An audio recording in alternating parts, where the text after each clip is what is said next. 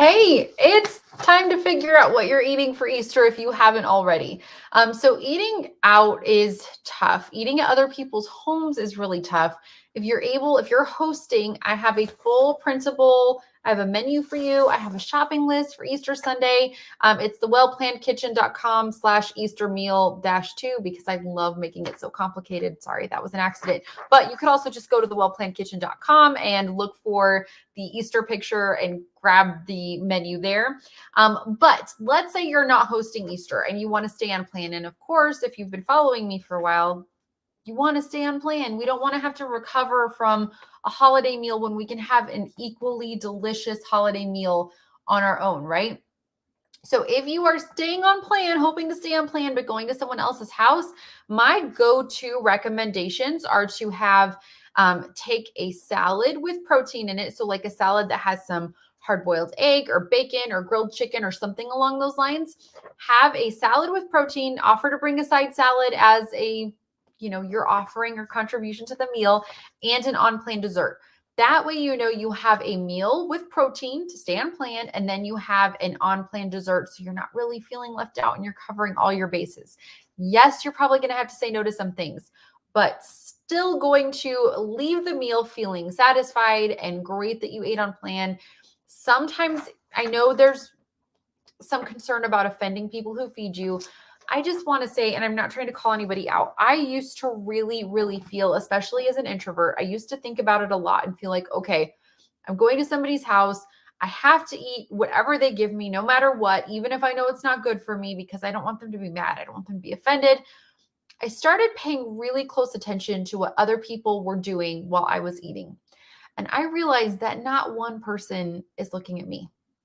I realized that nobody really pays attention to what I eat. And it really came down to me feeling like a lot of people cared about what I was eating when they don't really care. So, to be polite, a lot of times I will put small amounts of food on my plate that, of everything, and I just don't really eat it. I'll eat the on plan options instead. I have never had anyone in all of these years of being on plan, since 2012 when the book came out. I've never had anyone call me out for not eating their off plan foods that they made.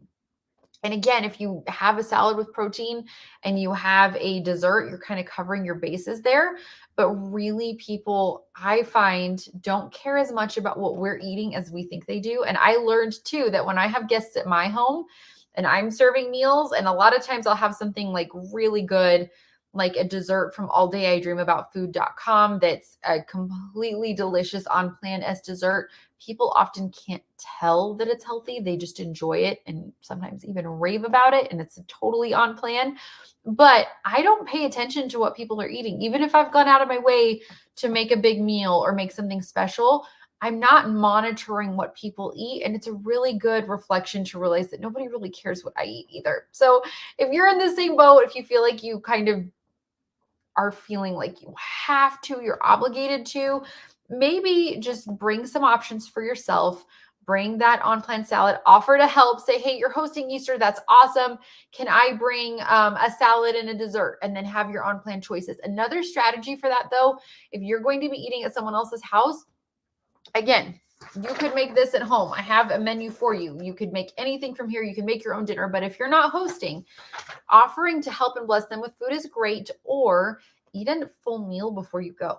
And then you're less tempted. Have an on plan dessert in the car for on your way home.